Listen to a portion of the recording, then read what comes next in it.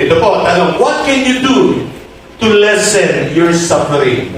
Go back to God. Ano dapat mong gawin upang mabawasan yung mga pinagdaraanan mo? Abay, bumalik ka sa Diyos!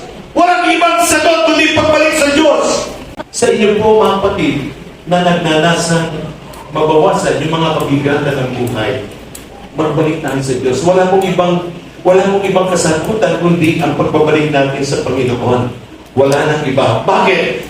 Tanging siya lamang ang makasasagot. Tanging siya lamang ang makapagbibigay ng lahat ng ating mga pangailangan. Sige nga po, ang laki na sweldo po sa trabaho. Ulit-ulit, may trabaho ka. Paano kung magkasakit ka? Sige. Paano kung madisgrasya ka? Hindi ko po pinag-pray, huwag nawang mangyari. Sige, pag malaki mo, galing mo, lakas mo, talino mo, pera mo, akala mo, yan ang pinaka-ultimate na mahalaga sa buhay. Wala pong ibang mahalaga sa buhay ng tao, kundi siya lang. Amen. Siya lang at wala na iba. Amen?